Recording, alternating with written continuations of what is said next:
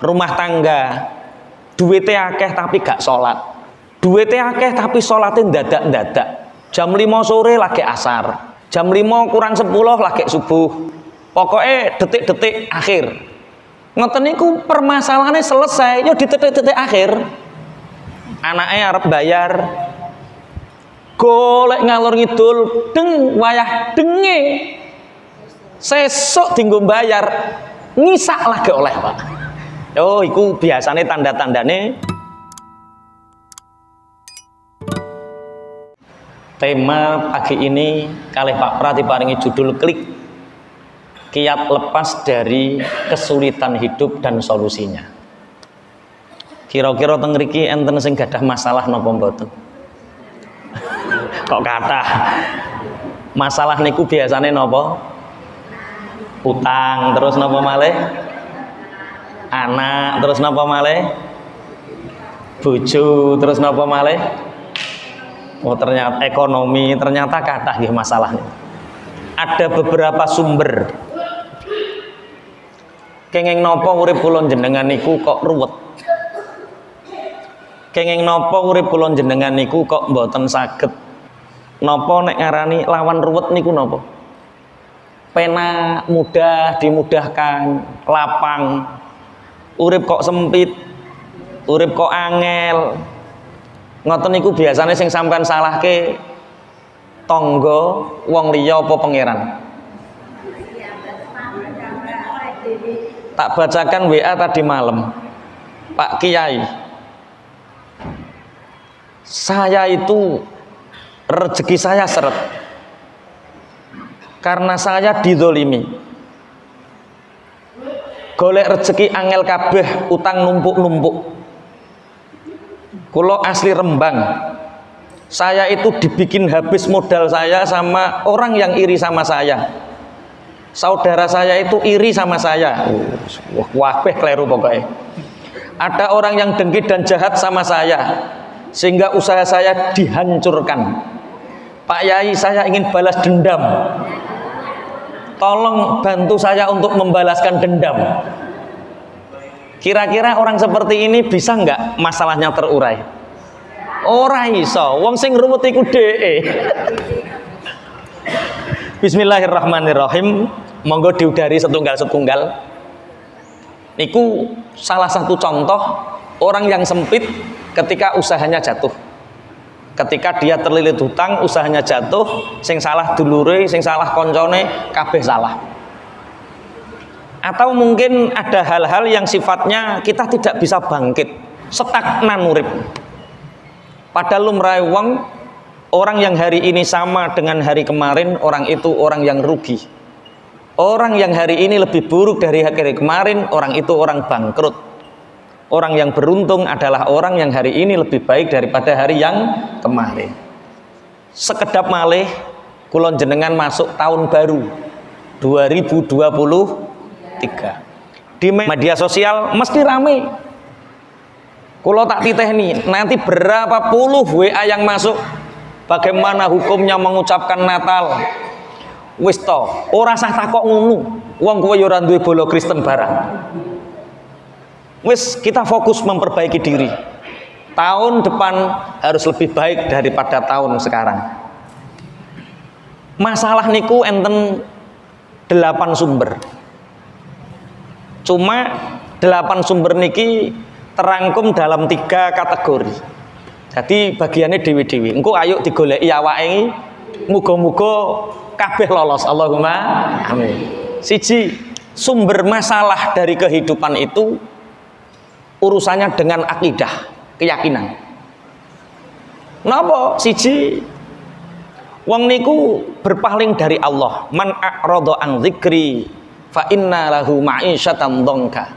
Siapa yang berpaling dariku, berpaling dari menyebutku, berpaling dari panggilanku, maka aku akan memberinya ma'isyatan dhanka, kehidupan yang sempit. Kita nggak bahas uang ya. Kalau uang itu kan banyak sedikit, ada jumlahnya. Kalau rezeki itu lapang dan sempit. Kalau orang berpaling dari Allah, maka disempitkan kehidupannya. Contoh rumah tangga, duitnya akeh tapi gak sholat, duitnya akeh tapi sholatin dadak-dadak. Jam 5 sore lagi asar, jam 5 kurang 10 lagi subuh, pokoknya detik-detik akhir.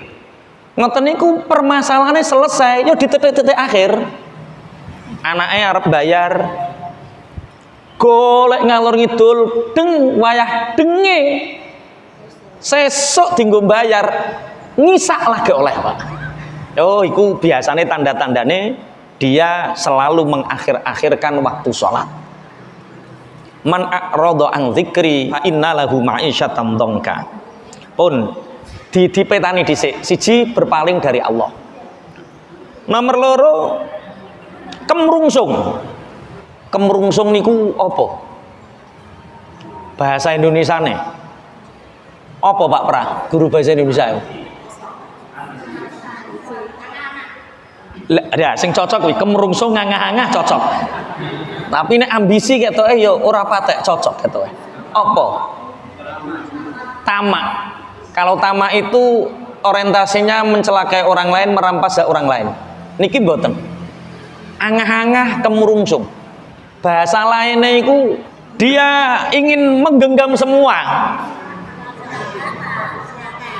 Yo wis pokoke bahasane ngono ki kabeh lah. Kemrungsung, ngangah-angah, serakah, njuk menangi dhewe, orang-orang seperti itu hidupnya sempit. Karena gandengane wong kemrungsung tidak bersyukur, gandengane niku ngeluh.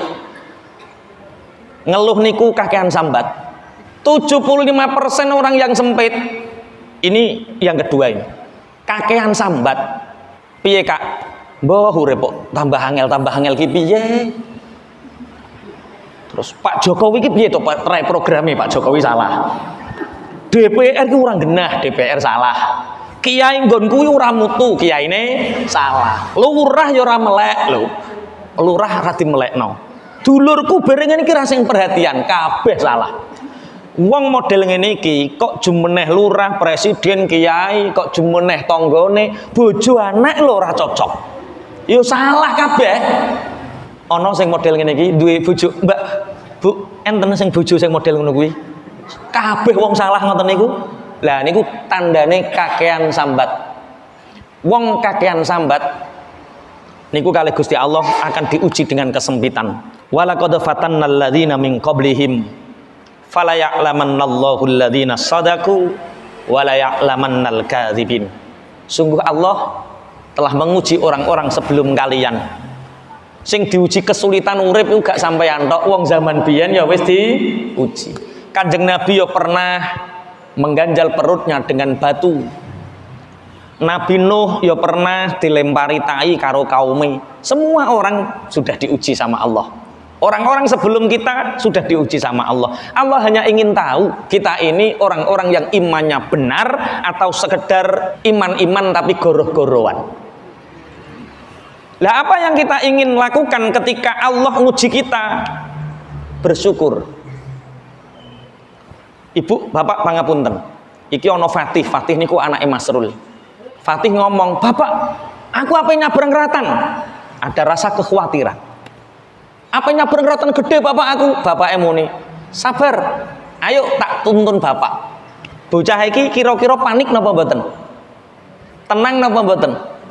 Perkara ono bapak sing bantu. Kita ini sudah dijamin sama Allah. Kita ini sudah dikasih sama Allah, kita sudah dalam genggaman Allah, kita sudah ada dalam jaminan Allah. Lah kok sampean panik, sampean resah? Karo bapak sampean percaya, masa karo Gusti Allah kok ora percaya? Akhirnya terus kakean sambat. Tolong sing sambat-sambat mulai dikurangi. Iku kok tak wacana WA sing eneng sing sambate ngenes ra karu-karuan. Sing nomor 3, bakhil, medit. Orang yang dibuat sempit oleh Allah itu orang yang pelit. Siapakah orang yang pelit? Nanti bahasane rodok dawa, cuma sampean ngerti dhisik digerayangi. Coba yang hadir di sini sing pelit, sing medit angkat tangan. Lho gak ono. Pancen wong pelit iku gak ngarah ngakoni, Pak. Angel. Ngerti-ngerti urepe sumpek. Ngerti-ngerti urepe ruwet. Itu dari akidah. Kesalahan-kesalahan dalam akidah. Kesalahan bakhil, dia menyangka bahwa dengan menggenggam hartanya dia akan semakin kaya dan melimpah, padahal dia menyempitkan hatinya, menyempitkan kehidupannya. Satu. Dengan sambat, perasaannya wis sambat terus urusannya selesai, wong bantu kabeh, tidak. Semakin wong sambat, semakin ditinggalkan Allah, ditinggalkan manusia. Petuk kuwi alah kok paling yo sambat neh. Petuk kuwi kok yo sambat maneh. Sing nomor telu berpaling dari Allah. Ini tentang keyakinan. Yang kedua tentang muasyarah. Muasyarah itu pergaulan. Satu orang yang diberi sempit sama Allah, kesulitan hidup, dia punya masalah dengan satu orang tuanya. Dua punya masalah sama mertuanya. Tiga punya masalah sama gurunya. Orang yang punya masalah sama orang tuanya itu diberi kesulitan sama Allah. Aku gak duwe masalah, Pak. Gak duwe masalah. Tapi kamu menghalangi rindu bapak ibumu, menghalangi rindu orang tua terhadap anaknya. Ono anak kok ora tau kangen karo wong tuane, nambani kangene wong tuane, disempitkan sama Allah. Mbok rong dino video call, rong dino pisan. Sing adoh, sing adek aku ora bahas. Sing adoh misalnya Sumatera, Kalimantan, Makassar, bapak ibu di Bojonegoro, rong dino pisan obati rasa kangen orang tua kita. Bu, misalnya anaknya sampean yang adoh, ngoten niku kangen napa mboten? Kangen. Sampeyan duwe anak ora ketemu. Aku pernah 11 dino gak ketemu karo anakku, 11 dino. Tak parani Pak nggo sepeda motor, Pak. 11 dino tok gak ketemu. Perkara mbah meninggal di Ponorogo 11 dino. Tak parani sepedaan, Pak. Oh, ternyata wong tuwa niku nek kangen wong tuwa kaya ngono. Bayangno wong tuane sampeyan, karena anak itu selamanya. Kula niku kiai, dianggap gede karo wong-wong. Tapi mungguh mboke, mungguh yonge, mungguh ibu niku kula kaya cah cilik. Nek ning jejere ya dimek-mek, ya dipijeti, kaya cah cilik persis. Mestinya kita membayangkan piye umpama awake kangen karo anak. Mungkin sampean gak duwe masalah karo wong tuane sampeyan, mungkin sampean gak duwe masalah karo mara tuwa, tapi sampeyan memutuskan rasa kangene wong tuwa. Itu masalahnya. Ki kok meneng ki gak tau sapa ning wong tuwa to sampeyan.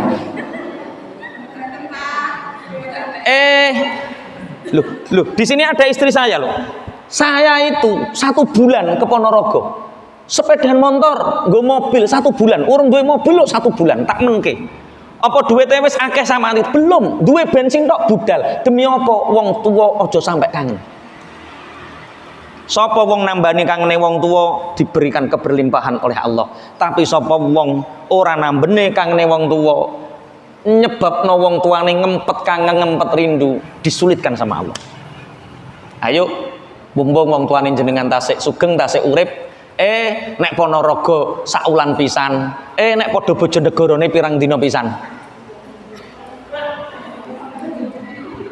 Ada satu kisah.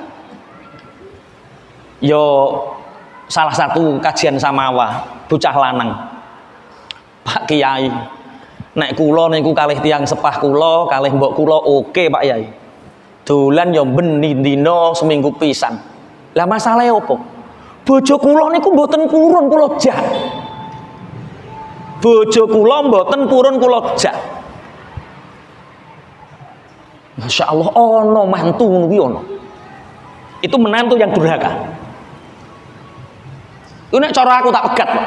Nek cara aku. Gelem anake gak gelem wong tuane, cara aku tak pegat. Soalnya mempertahankan kehidupan seperti itu orang ngarah berkah uripe. Aku gak ngancam loh, tenanan iki, Pak.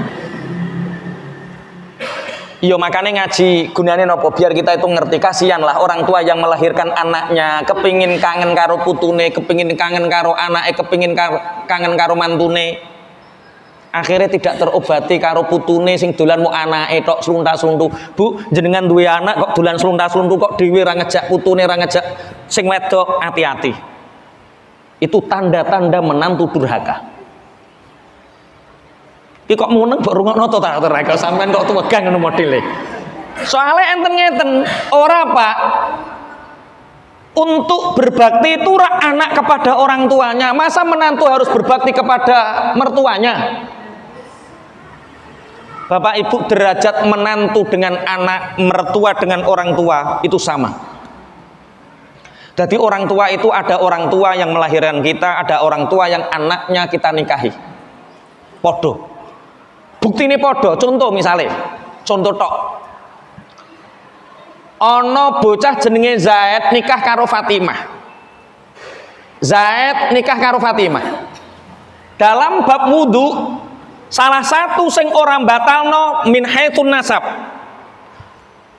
Sing orang batalno wudu nek eneng anak demek karo anak wedoke. Ono ibu demek anak lanange. Dulur wedok demek dulur lanange. Bibi demek ponakane. Paham nggih? 4 nih. Ada hubungan musyawarah maratuwa. Dadi Zaid nikah karo Fatimah duwe maratuwa. Bapake Zaid iki jenenge sapa iki jenenge? Bapake Zaid jenenge Rokim. Rokim duwe anak Zaid. Zaid nikah karo Fatimah. Maka Fatimah niki demek Rokim ora batal. Karena hubungan musyawarah. Selamanya Rokim haram nikah karo Fatimah. Bahkan umpama Zaid wis pegatan. Zaid wis pegatan dengan Fatimah, maka walaupun sudah pegatan, Rokim iki demek Fatimah ora batal. Berarti menantu itu menjadi anak selamanya. Rungokno sing dadi mantu-mantu tetek aku anak mantu kok dudu anake dhewe. Piye maksudmu? Anak mantu ya padha karo anake dhewe. Islam mengangkat derajat menantu dalam bab musyawarah. Musyawarah niku sampai demek wong tuane ora batal, sampai anake wis pegatan lah sak lawase cek ora batal. Bahasa ngeten iki saged dipahami. Wis sapa sing bedakno? Aku ki anak mantu ora anake dhewe. Piye maksudmu? Lah nek ngono terus bojomu muni, aku ya ora berbakti karo wong tuamu, wong aku anak mantu kok. Wes, satu durhaka. Nomor 2, qati'ur rahim. Anda punya masalah dengan saudara, Anda punya masalah dengan Pak D, Pak Le, Anda punya masalah dengan saudara kandung, minsanan mindoan. Ketika Anda punya masalah dengan mereka, segera benahi. Kalau nggak dibenahi itu akan menyulitkan hidup kita. Yang ketiga, zalim. Zalim itu merampas hak orang lain, menyakiti hati orang lain, itu menyulitkan hidup. Zaman SMP tahu ngamplengi wong, ngono ki ndang njaluk sepuro. Soalnya gedene iku ngrepoti awake. Zaman STM jotosi wong, nah iku goleki sapa sing tau kok jotosi jaluk sepuro. Sing guyu-guyu tahu sekolah STM ta sampean. Nggih, iku zalim. Terus yang keempat, riba. Ini yang hubungan muasyarah. Kenapa riba termasuk muasyarah? Karena riba ini sifatnya mencekik. Mencekik itu artinya yo anu wong nekek wong. Sing nomor 3 akliyah. Akliyah itu karena kebodohan seseorang. Diudari siji-siji.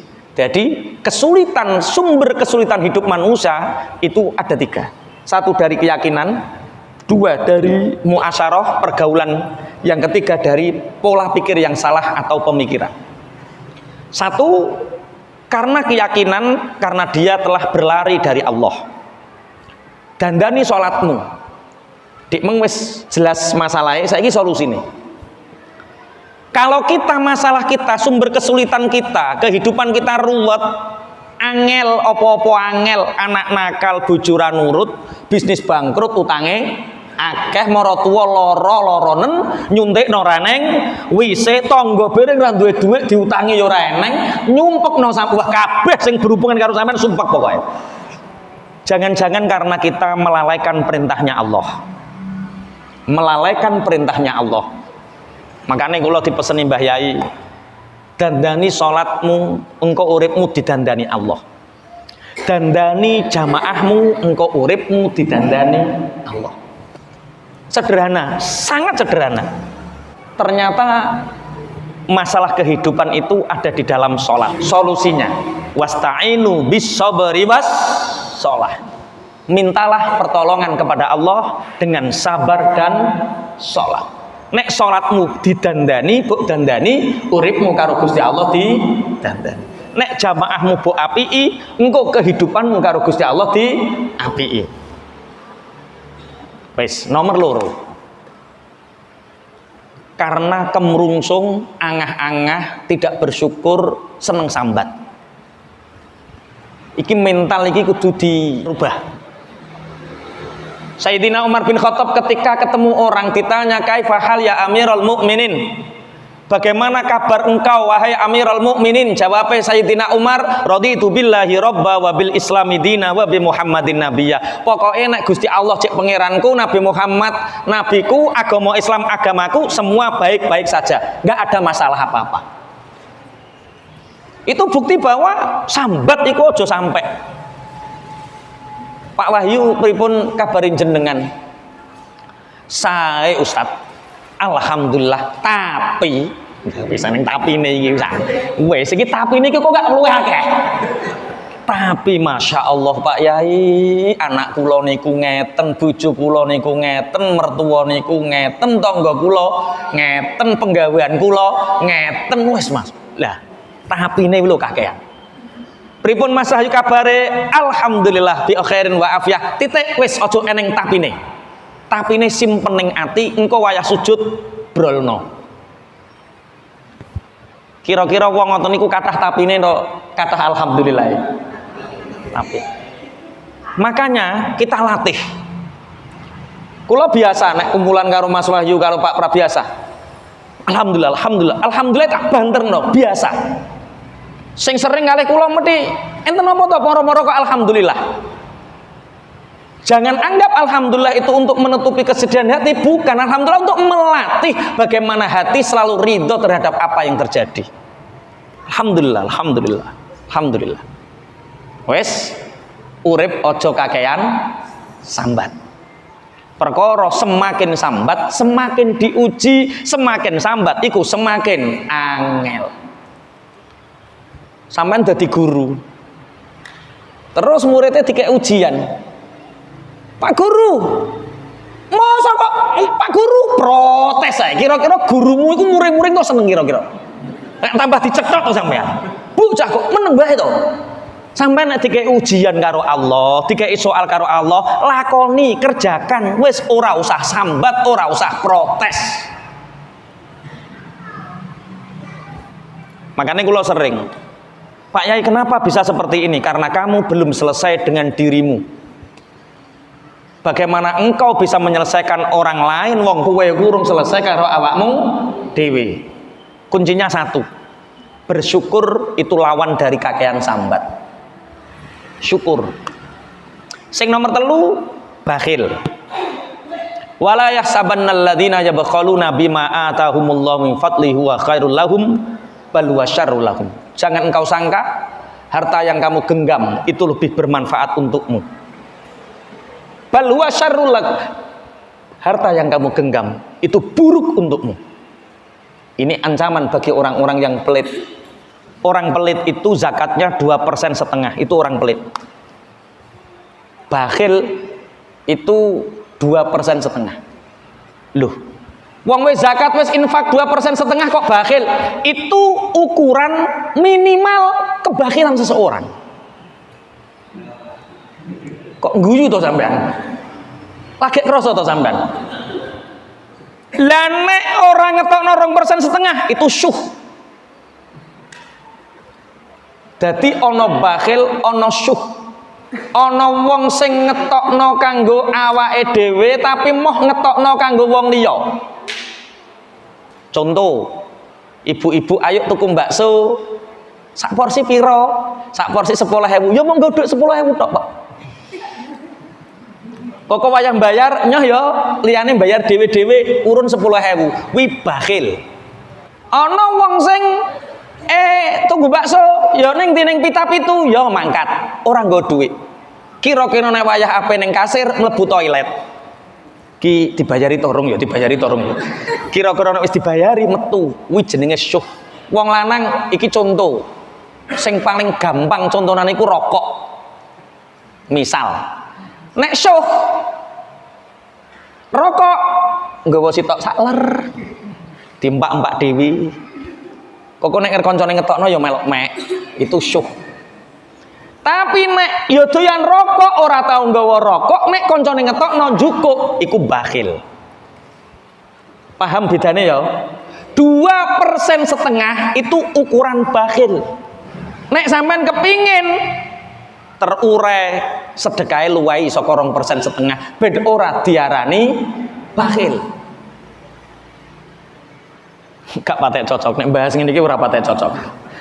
Samawa rumah tangga ndang salah sijine medhit lara, Pak. Sing lanang medhit, sing wedok lara sak anake, sing wedok lara, sing lanang lara sak anake, Pak. Dadi wong medhit membawa malapetaka. Anak jaluk pentol dicethoti sampai jaler kabeh. Gara-gara ibuke medhit. Ya Allah, ya Rabbi ya Karim. Bojo tuku pindang dilirik karo sing lanang. Perkara sing lanang medhit. Pingin ning alun-alun, pingin ning Bojonegoro. Awake iki cek duwe butuhan akeh, awake cek duwe butuhan akeh. Sing dipikir butuhan. Sampai mbangun omah, mandasi omah. Mangan enak ora tahu, jajan ning warung ya ora tahu. Masya Allah sampai lawai kerupuk sambel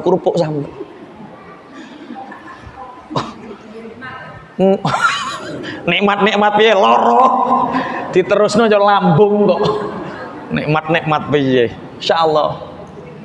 Makanya ayo sepakat rumah tangga itu kalau ingin bahagia termasuk salah kuncinya adalah saling dermawan.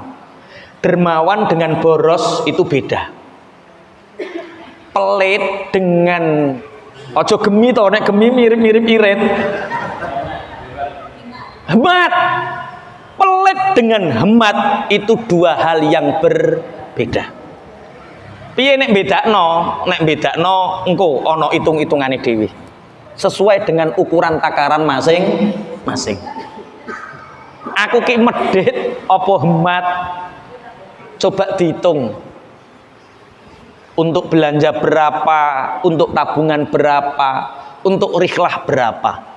Kalau 5% infak zakat, maka rihlah juga 5%. Rihlah niku jalan-jalan, ngejak anak bojo.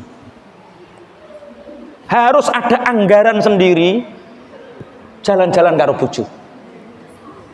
Saking medite wong lanang, bojo sing wedok dijak mikir butuhan utang, anggaran jalan-jalan babar pisan rane. Urip ngono kon ayem kondi. Pojokan alun-alun ra roh. KDS ora roh. Bravo pindah lho ora roh. Loh, bravone pindah to? Ya Allah, aku dek biyen kok ning kono. Lah wis 30 tahun. Ya Allah, ya Rabb ya Karim. Pun aja sampai duwe bojo medhit. Bismillahirrahmanirrahim. Itu yang akidah. Kemudian yang muasyarah. Yang pertama adalah kesulitan kehidupan kita itu kadang karena kita menyakiti hati orang tua. Durhaka sama orang tua. Bapak Ibu pangapunten, kesempatan kita untuk berbakti kepada orang tua itu tidak sebanding dengan apa yang telah diberikan orang tua kepada kita. Orang tua kita yang hari ini sampai remeh sehat, arep jengo Allah ijek sehat, arep moro alah ijek iso nyambut gawe dhewe, arep ngekeki dhuwit alah wonge jek iso mekaya dhewe pangapunten. Itu tidak berlangsung lama.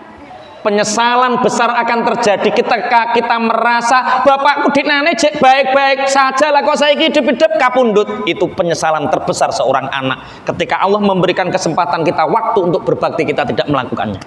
Mumpung orang tua kita masih hidup, apa yang membuat mereka bahagia, bahagiakan. Ono wong tuwa ayeme nek lewat duit, kei duit. Orang tua saya itu jahat Pak Kiai, mertua saya itu jahat, saya kasih berapapun tidak membuat ridho. Kasih saja. Ridho dan tidak itu hubungan dia dengan Allah nanti. Al jannatu tahta aqdamil ummahat. Penyakitnya orang soleh itu tazkiyatun nafsi. Penyakitnya orang soleh itu merasa lebih baik daripada orang tuanya. Surga berada di bawah telapak kaki ibu. Itu ibu yang bagaimana? Apakah seorang ibu pelacur di bawah kakinya masih ada surga? Ibu kita rentenir, apakah di bawah kakinya masih ada surga? Ibu kita orang zalim, apakah di bawah kakinya ada surga? Enten apa mboten, Bu? Ibu kita seorang pelacur, di bawah kaki pelacur ada surga apa tidak? Surga. Bagi kita surga. Hubungan dia pelacur itu hubungan ibu dengan Allah, bukan dengan kita. Seorang pelacur pun ibu kita masih punya kewajiban untuk berbakti, karena surga berada di bawah telapak kaki ibu. Siapapun ibu kita, pelacurkah, kafirkah, atau orang yang zalimkah, rentenirkah, itu tidak kita pedulikan, karena surga tetap berada di bawah telapak kaki ibu. Tidak peduli ibu siapapun. Lah penyakitnya wong soleh, pokoknya ibu nek sampean ijek ngene, ora ibu-ibuan, ora anak-anakan, lakukan seperti itu, maka kehidupanmu akan semakin sempit. Tazkiyatun nafsi itu penyakit yang sangat berbahaya. Loh, lah piye to Pak Kiai, wong ibuku pelacur, masa wayah namoni sing lanang awake runu. Kita dakwah, kita datang, mungkin dengan sering kedatangannya sampean sungkan nemoni tamu. Kita bisa melewatkan ta'arud kita, perlawanan kita dengan cara hal yang terhormat, tidak harus membenci ibu kita. Bahasa seperti ini bisa dipahami nggih? Berarti surga itu berada di bawah telapak kaki semua ibu, tidak peduli pelacur, tidak peduli orang kafir, tidak peduli siapapun. Semua ibu punya surga itu. Lah ojo sampai keelekane ibu iso dadi alasan kita tidak berbakti. Ada 3 pertanyaan di WA kemarin, Pak Kiai. Saya lahir, kemudian saya dititipkan budi. Setelah saya usia 25 tahun, saya menikah dengan seorang laki-laki yang soleh, laki-laki yang terhormat. Alhamdulillah kehidupan kami sangat mapan. Tiba-tiba ibu yang membuang saya datang mengakui, nak, engkau adalah anakku. Apakah aku wajib berbakti untuknya?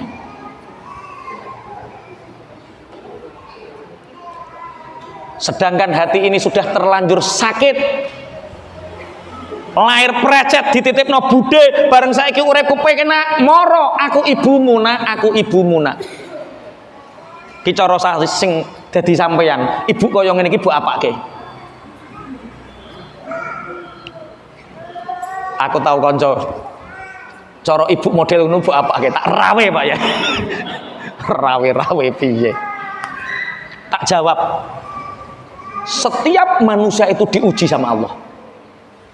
Ujiannya beda-beda. Ada yang ujiannya anak, ada yang ujiannya ekonomi, ada yang ujiannya orang tua.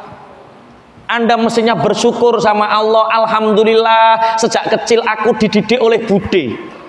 Sejak kecil dititipkan oleh bude, yang bude ini orang terhormat, yang bude ini orang baik, sehingga saya bisa meniru kebaikannya. Beruntung sekali. Sehingga kehidupanmu mapan, dapat suami yang Bersyukur karena Allah mengujimu hanya lewat ibu yang tidak pernah merawatmu. Saiki giliran syukurmu neng Allah apa? Rawat ibumu, karena surga ada di bawah kakinya. Ngeten iki saged dipahami nggih? Yo pancen berat. Wis ora usah diomongno berat. Dilakoni. Pun. Yang kedua, qati'ur rahim. Qati'ur rahim itu orang yang tidak rukun sama dulur. Qati'ur rahim itu orang yang tidak wah-wahan sama dulur. Gak apik karo dulur, gak apik karo Pak D, gak apik karo Pak Lek. Jadi ada orang melakukan perjalanan haji 6 hari karena orang mukimin Mekah. Karena orang mukimin Mekah, dia mau melaksanakan haji hanya 6 hari, dia punya uang 10.000 dinar. 10.000 dinar. Tak titipkan siapa uang ini? Tak titipkan siapa uang ini? Dalem. Apa? Duduk ning kene. Iya, ini.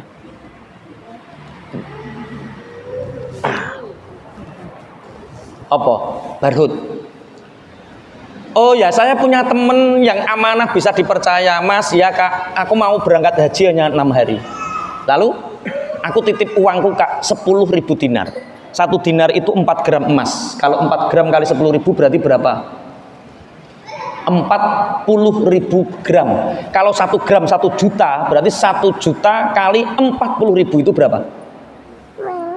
Gak nih sing duit tuh sampai nih. Ngitung ngono. 40 M. Ki mantan pegawai bank dadi langsung roh ki. 40 M. 40 M.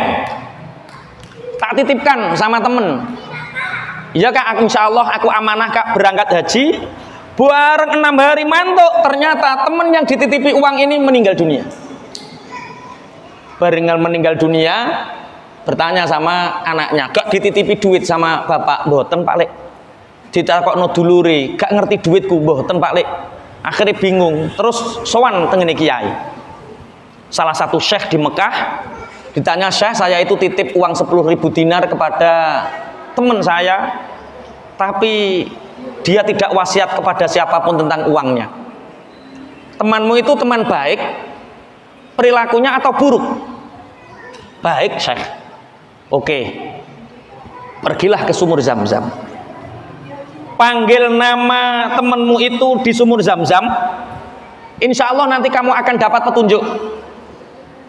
Akhirnya pergi ke sumur Zam-Zam. "Ya sahibi aina asyaratu alfi dinari." Wahai sahabatku, di manakah uangku yang 10.000 dinar? Nggak ada jawaban.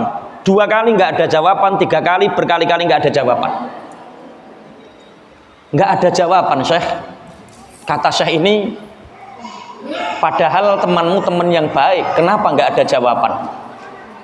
Coba pergilah ke Yaman.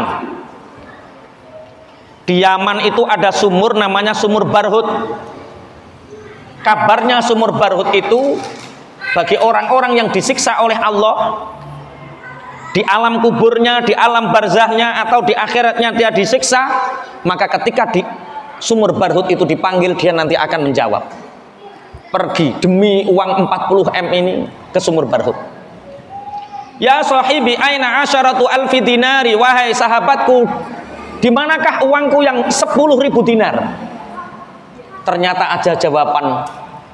"Neng sore kamare anakku sing nomor 2 Kak, duduko sakmene jerone engko ning kono ana duitmu." Bareng mantuk dijukuk tenan, ternyata ana duite tenan. Orang ini kaget ketika di sumur Barhut. "Kak, iya. Iki sumur Barhut loh Kak." "Iya Mas, aku ngerti. Sampai ini kurang wong sing ahli taat, ahli sholat, ahli..." "Iya, memang aku ahli kebaikan. Tapi kenapa kok sampai ning sumur Barhut? Jangan-jangan sampean di alam kubur disiksa sama Allah." "Iya Mas, aku pancen disiksa sama Allah." "Kenapa sampean disiksa padahal sampean ahli kebaikan?" "Aku 5 tahun gak takokan karo dulur wedokku. Aku satru karo dulur wedokku. sehingga Allah murka, padahal Allah itu punya sifat namanya Rahim.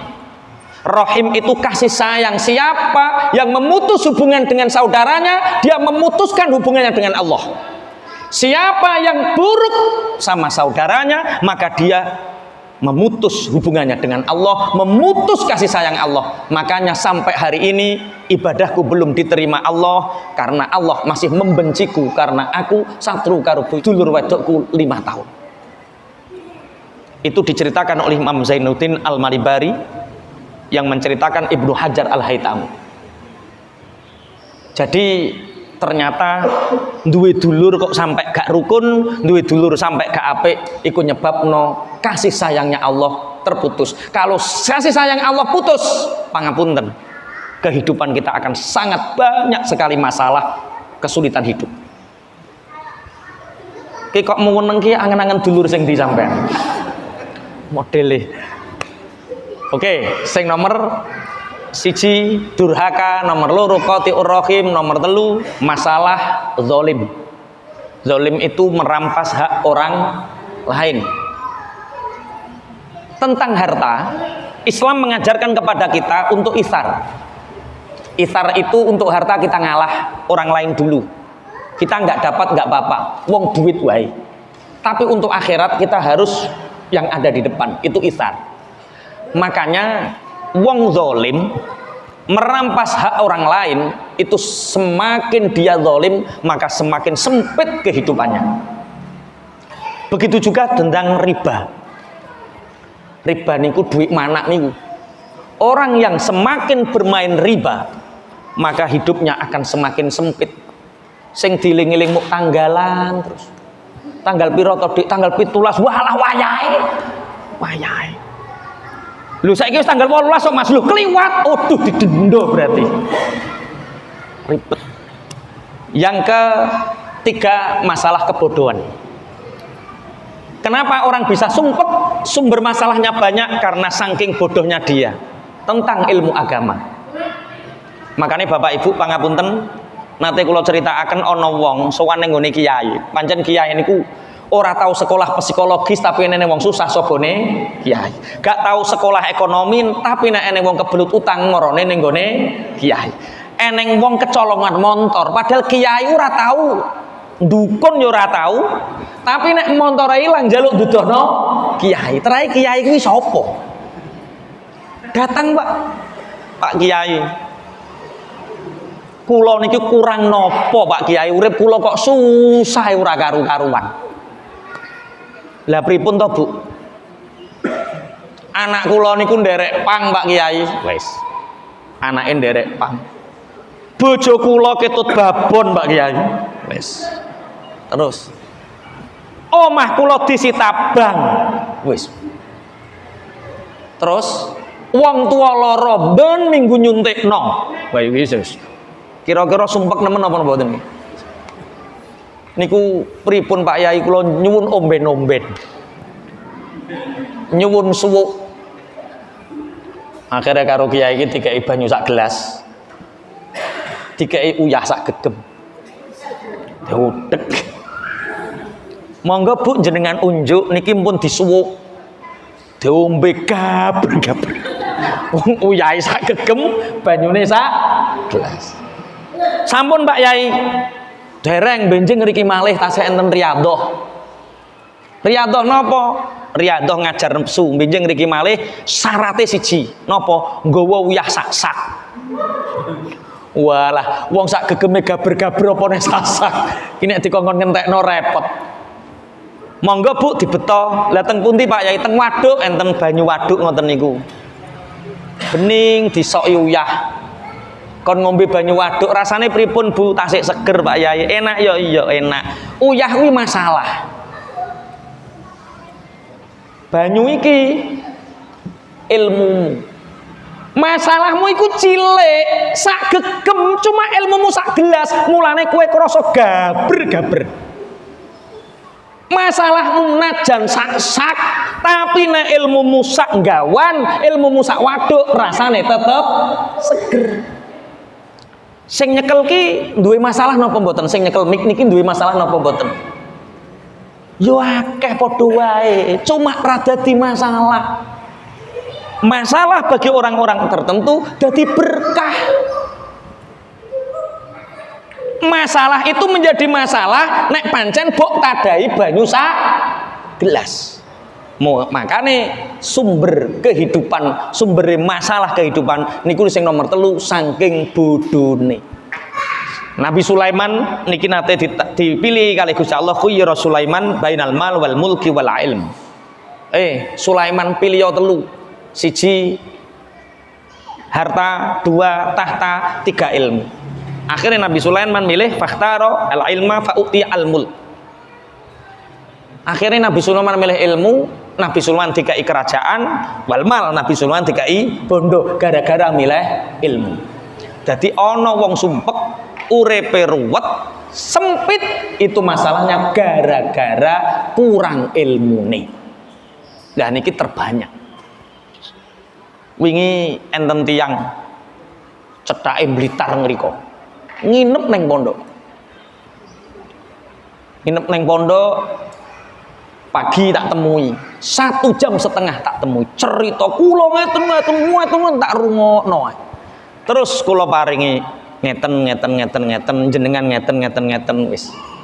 Jam 8:30 dodok omah neh. Cerita sing critakno padha persis. Wis iki walah piye iki aku. Jam 10:30 cerita neh sing diceritakno padha persis. Walah iki lah masa dikai solusi ping pira-pira ya ora ngarah selesai karena bodoh. Akhirnya nek wong ngeten iki tak celukno Pak Lasuri karo Pak Cakwin. Kon merem ditaping mari deh Pak. Dikai ilmu pun mboten masuk. Nggih. Pun ada 3 hal ini, mungkin ada 1-2 pertanyaan pas 1 jam kurang 4 menit.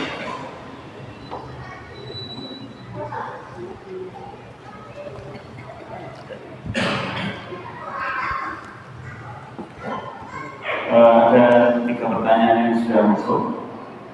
Yang pertama ini pertanyaannya, siapakah orang yang pertama kali sebaiknya kita beri sedekah? Kalau dalam Al-Quran wa atidal qurba haqqahu wal miskina wa banas sabili wasailna fir riqa wa atidal qurba wa atilan mariono sapa sira ing sedekah dzal qurba ing wong kang duwe kerabat. Yang pertama kali diberi sedekah adalah atidal qurba atau zawil ayal. Pak D, Pak Le, wong tuwa, mara tuwa itu wa atidal qurba haqqo wal miskin baru orang-orang miskin. Derajatnya ada 3. Ada kerabat tetangga muslim. Ini kita dapat 3 derajat.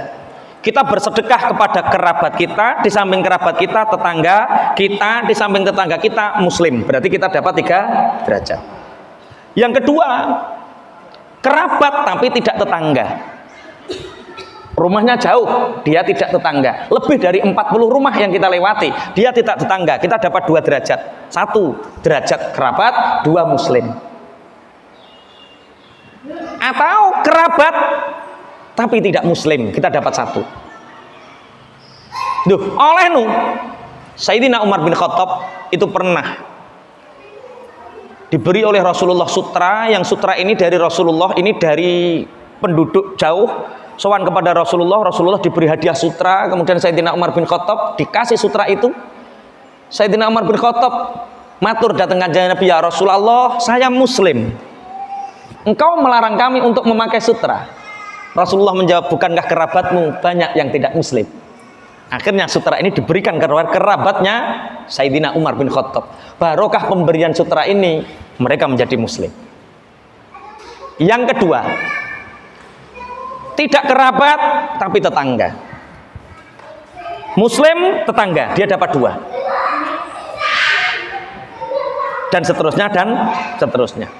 Kalau di dalam kitab Nashaikhul Ibad, derajatnya bersedekah itu beda. Kerabat yang tolib itu mendapat 900 derajat. Tolib itu mencari ilmu. Sampean golek kerabat, Pak D, Pak Le, minsanan minduan cari kerabat. Pak Le, lah sampean ngene iki anake lulus SD ki ning ndi? Mbah ngene iki ape tak bandani ning ndi, awakku wis ra patah iso nyambut gawe. Pak Le, Tak pondokno aku yo, tak kei beasiswa yo. Saulan tak kirimi 700, pondokno ning Khazinatul Abrar misalnya 700.000. Itu senilai 900 derajat. Kenapa? 1 kerabat, 2 dia mencari ilmu. Utawa ya wis lah ora mondok ning ndi kuwi sing penting ada hubungan kerabat. Wa atidal qurba haqqahu wal miskina wa benas sabil baru wasailina wa firriqab. Napa malih Pak Pra? Pertanyaan kedua, ini sebenarnya banyak yang tanya ini. Pak Yai, bagaimana cara mengatasi mertua yang perkataannya kadang-kadang kasar kepada menantu dan cucunya? Beliau orangnya baik, tapi perkataannya kuasa sekali, Pak Yai. Kadang-kadang sering membuat jengkel dengan kata-kata yang keras. Semua orang tua seperti itu. Kecuali dia dari kecil tidak pernah berkata kasar. Kalau kita bayangkan orang tua kita hari ini, usia ibu saya 74 tahun, usia mertua 68-an. Kita bayangkan kehidupan saat itu. 74 tahun yang lalu Indonesia kayak apa, 68 tahun yang lalu Indonesia kayak apa, pendidikannya kayak apa. Maka kehidupan beliau saat kecil pasti banyak umpatan, perkataan kasar, dan perkataan yang tidak baik menurut kita. Karena orang tua itu hanya mengulang memori apa yang terjadi saat mereka kecil. Ibu saya 15 menit bicara, maka yang salah itu 12 menit. Tekon dindi, Pak. Carane kalau saya dengan mertua, 1, jarang ngobrol. Sekali ngobrol membahagiakan. Sekali ngobrol membahagiakan. Ojo dijak mikir dunya, jak mikir akhirat tok pokoknya. Jangan bicara kecuali akhirat. Engko ora bener. Sing nomor loro, kalau saya dengan ibu, nek umine karo mertua karo ibu kula, ya ngobrol dirungokno ngalor ngidul. Kasar ya dirungokno, enak dirungokno. Tugas kita melayan. Ibu saya ketika dengan saya mesti karo mijeti, ngobrol ngalor ngidul, ya tak rungokno. Tak rungokno terus, karena dengan mendengarkan itu merasa dihargai. Setelah itu kita nggak pernah menasehati. Saya nggak pernah menasehati. Tapi beliau berdua menjadi raja.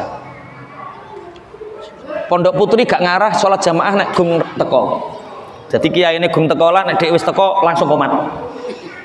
Ibu sama, ibu saya ketika jamaah dengan kangkang, ibu pun rawuh pun langsung jamaah. Kiai ini rong teko ora apa-apa. Jadi kalah kiai ini jangan Pak. Ya ora apa-apa. Kadang sistem pondok pesantren yang kita pangapunten, misalkan orang yang masak kita kasih tupoksi tugas pokok dan fungsi ki. Kadang sing melanggar iku ibu dhewe, ya ora apa-apa wong ibu. Nek wong liyane ya kita anu, kalau ibu ya nggak masalah. Semua ibu seperti itu. Karena hidupnya saat itu usia beliau 5 tahun, 6 tahun, 10 tahun, saat itu kita bisa membayangkan pendidikannya kayak apa. Ojo mbok bayang saiki sing bocah cilik wis di sekolah no PAUD. Dalam sikapnya, kita bersikapnya. Jadi ngene loh. Kalau saya dengan ibu, apapun kesalahan ibu tak anggap lucu. Ngomong saru-saru itu tak anggap lucu. Anak-anak pangapunten, anak jenengan sing umur 10 tahun, 5 tahun, kadang-kadang rak omong saru toh. Anak Mas Khairul iku jenenge Fatih. Fatih lho. Kuwi umure piro? 6, 5. Loh. Aku takok, "Tih, bapakmu kok montore anyar?" "Iya toh Pak Yai, mulane toh Pak Yai nyambut gawe sing pinter, sing bener. Kaya ayahku lho iso tuku motor." Itu lucu utawa saru? Lucu. Loh, wong tuwa ya padha, asline ya ngono. Sama. Umine tahu dituturi piye karo Fatih? "Oh, Mas Tian, nggih Bu Nyai. Anu, Kak Bim jemput." "Bu Nyai, iki kangku ora oleh diperintah Pak Yai kongkon nyopir, kongkon jukuk." Kuwi lucu apa saru? Lucu. Sama. Gelon apa mboten? Mboten. Perkara sing muni bocah cilik. Lah jenengan sikap dengan mertua, orang tua yang usianya lebih dari 60 tahun seperti itu. Lucu. Loh, ibu kula niku biasa to, ngomong sarung biasa, tapi yo tak anggap lucu, yo tak anggap kaya Fatih ngono kuwi. Mulane to Pak Yai mergawe sing tenanan. Ben kaya ayahku iso tuku motor. Padahal tumpanganku mobil lho, dhek motor iso nuturi aku. Tapi ngono ki lucu. Orang tua yang usianya semakin tua niku semakin seperti anak kecil. Loh, ngene iki lucu. Paham nggih? Loh, ngeten iki umpama enten ibu, Pak, biasa. Kula mami teng pundi enten wong mulya-mulya, ibu tek tek tek nang pinggirku ya biasa. Apa saya marah? Tidak, ya dianggap napa? Lucu. Bagaimana sikap kita piye, Pak? Jawabannya anggapen lucu. Karena ngeten nek cara kula wong tuwa nek wis umur sudah 5 munggah niku mboten mukalaf. Tidak mukalaf itu artinya apa? Akalnya sudah berkurang jauh, fisiknya sudah berkurang jauh. Dia tidak bisa kita tuntut seperti anak-anak muda sekarang. Dan perhatian, kita akan mengalami juga seperti itu. Kalau sikap kita menganggap orang tua kita dengan senyum, dengan lucu karena rasa cinta kita, maka anak-anak kita akan sama sikapnya terhadap kita. Nek sampean sentak ibuke, sok anake sampean sing nyentak sampean. Pun, Pak. Yang pertanyaan ketiga, bagaimana cara berbakti pada orang tua? Kalau tadi sudah dijelaskan tentang lebar, tapi ini beliau sudah meninggal. Padahal saya si penanya ini merasa banyak membuat kekecewaan pada orang tua. Jadi orang tua yang sudah meninggal. Berbakti kepada orang tua yang meninggal itu caranya 3. 1, berbuat baik kepada orang yang telah baik kepada bapak ibu kita. Misal bapak jenengan niku apik karo si fulan, datangi mereka. Kasih sesuatu yang membuat teman-teman bapak, saudara bapak senang. Silaturahim dengan orang yang baik dengan bapak ibu kita. Yang kedua, bersedekah untuk kedua orang tua kita atas namanya, baik untuk pesantren, pondok atau sedekah-sedekah yang lain. Atau membuat sumur, atau membuat jalan, ataupun apa yang sifatnya jariah untuk orang tua kita. Yang ketiga, berdoa. 3 hal itu yang dilakukan ketika orang tua kita sudah meninggal. Hitungannya bagaimana kita berbakti atau tidak, hasbunallah. Itu urusannya Gusti Allah. Tapi yang paling kula raosaken, misal bapak kula niku paling seneng karo adike. Padahal beda ibu tunggal bapak. Beda ibu tunggal bapak, itu bapak punya adik 2. Bapak itu lebih nurut sama adiknya daripada saya. Tahun 2009 tak daftar ke kaji ora gelem. Tak rayu sampai 2 minggu enggak mau. Wis to lele kok duit kok mbok ceceh tak nggo kaji barang, wis to nggo urus-urusan motom anyel, Pak. Tapi karena saya tahu bahwa bapak itu seneng sama adiknya. Adike tak Pak Lek, kula niku ngeten-ngeten, pengin berbakti ngeten-ngeten. Terus akhirnya Pak Lek niku jam 09.00 isuk marani bapak. Kang, duwe anak kaya ngono kok sampean gak ngono terus. Wis to yo ngono wae. Jam 09.00 bapak diparani adike. Pak Lek mantuk 10:30, jam 11 langsung ayo le ning depak daftarno aku saiki. Bagaimana rasa saya ketika bapak meninggal? Untuk berbakti, berbaik kepada keduanya. Kepada Pak Lek ini saya berbakti sebagaimana saya berbakti kepada orang tua. Itu caranya, Pak.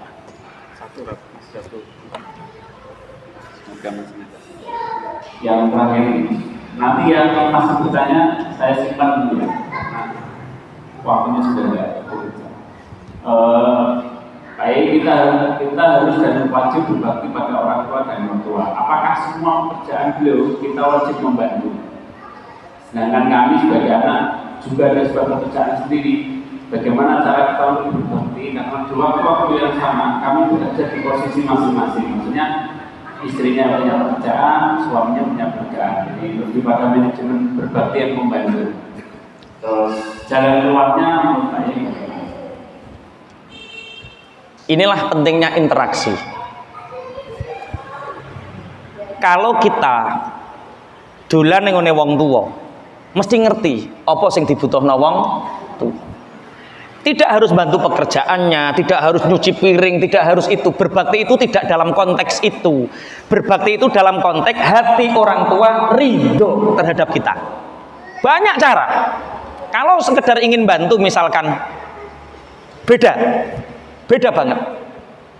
Ibu saya itu orang susah dari kecil. Saya sama Umi merasa berkah, merasa buahnya uang itu mulai 2010. Ketika itu ada santri sekitar 14. Saat itu, kula matur kalih Mbok,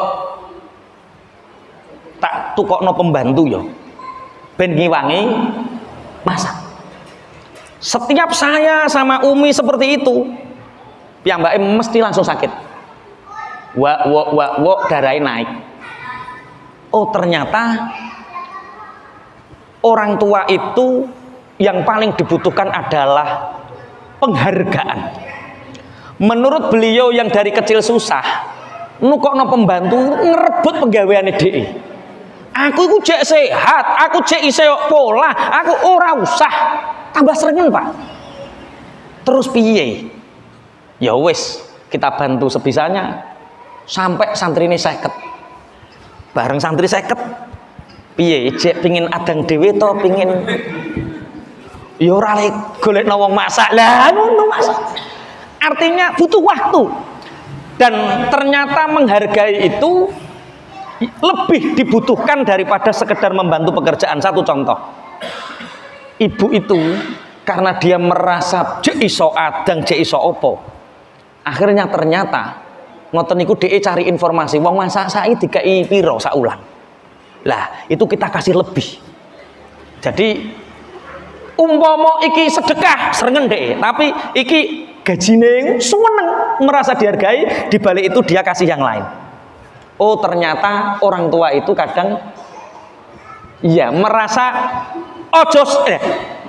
perasaan nelongso wong tua sing paling nelongso itu ketika dia merasa tidak berguna. Itu kula ngrasakno piyambak, oh ternyata wong tua iku nek merasa dikai penghargaan ijek ning gunane niku suwen.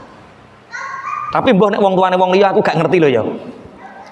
Jadi ibu niku nek dikai lung ngoten niku yo seneng, tapi umpama iki hasil kerjaku niku luwe seneng.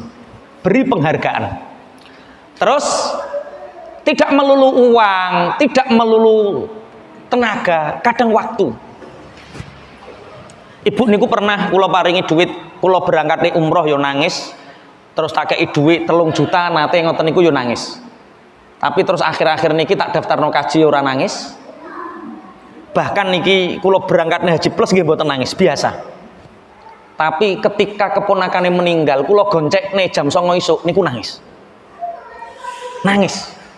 Loh, kok nangis? Padahal lah ya le sibukmu kaya ngono kok jek mikir ibu goncekno barang. Ketika niku perkara mboten enten santri. Oh, ternyata goncekno ku luwih bahagiane timbang duit 10 juta. Bahasa ngeten niki saged dipahami nggih.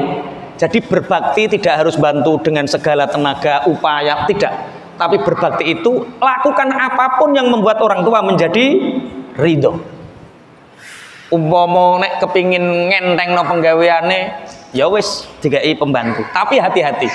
Kadang wong tua niku tambah salah paham. Aku dianggap wis jompo to piye dikai tukang isah-isahi ngono wae. Ono wong wedok ibu sing ngono ki ono. Sampun nggih? Disimpulkan Pak Pra. Jadi teman-teman, mari kita terus berkomunitas, tidak yang sama, saling berbagi, saling silaturahmi. Semoga materi hari ini nanti bisa kita eksekusi menjadi amunisi kita di 2023, dan semoga kesulitan-kesulitan yang kita hadapi hari ini semakin kuat dan kita keluar dan mendapatkan keberkahan dari sunnah Rasulullah. Jadi kesimpulannya, ya jangan melakukan hal yang pertama, jangan punya masalah dengan Allah. Tentang keyakinan tadi, yang paling bisa kita eksekusi secepatnya adalah mari kita semuanya belajar untuk memperbaiki sholat kita. Semakin baik. Kemudian yang kedua, jangan punya masalah dengan saudara, keluarga, kerabat, dan teman-teman.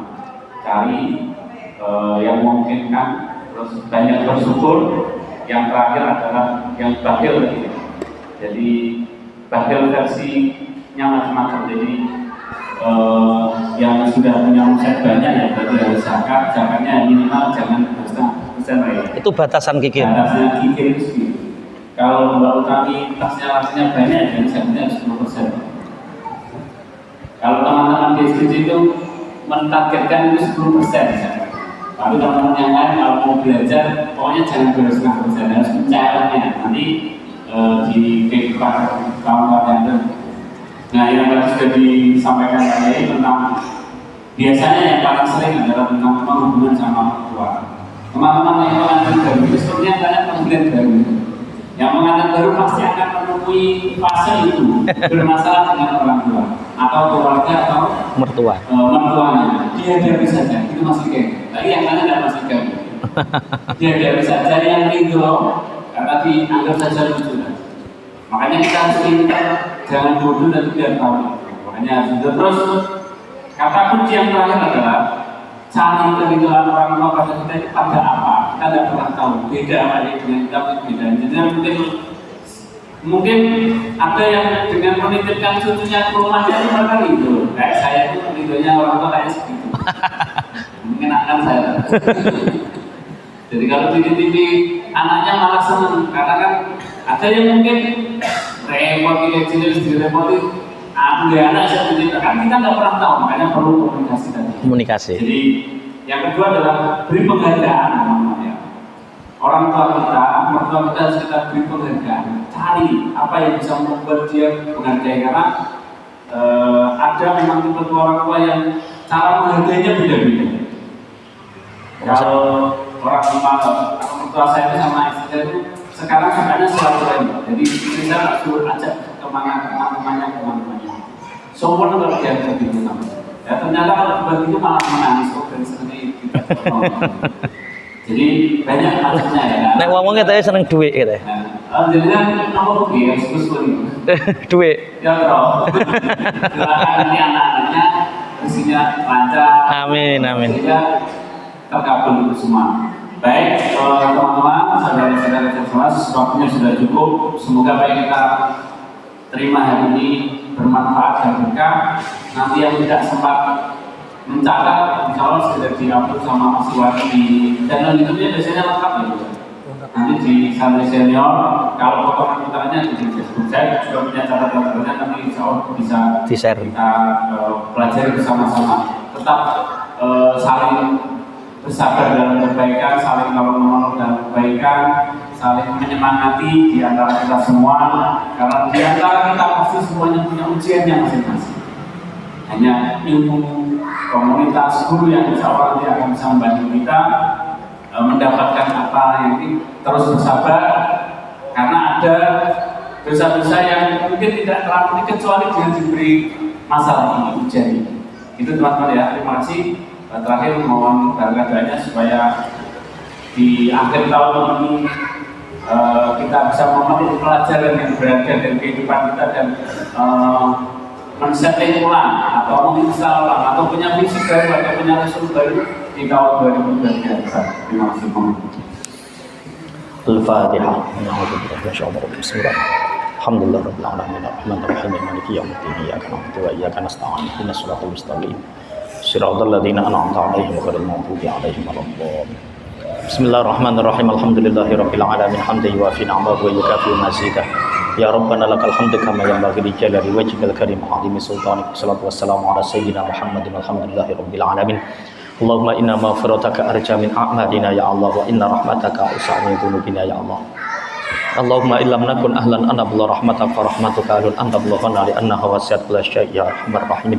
Allahumma aslih qulubana wa azil 'uyubana wa tawallana bil husna wa zayyinna bit taqwa wajma' lana khairajal akhirah wal ula warzuqna ta'ataka ma abqaitana.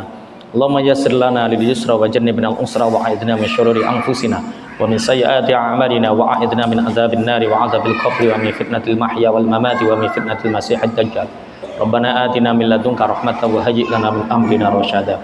Rabbana ighfir lana dzunubana wa liwalidayna warhamhuma kama rabbayana shighara wa li jami'i asatidina wa masyayikhina wa aqribaina wa ahbabina وأولادنا ولمن له حق علينا ولجميع المسلمين والمسلمات والمؤمنين والمؤمنات الأحياء منهم والأموات ربنا هب لنا من أزواجنا وذرياتنا قرة أعين واجعلنا للمتقين إماما ربنا آتنا في الدنيا حسنة وفي الآخرة حسنة وقنا عذاب النار صلى الله على سيدنا محمد سبحان ربك رب العزة عما يصفون وسلام على المرسلين والحمد لله رب العالمين بسر الفاتحة.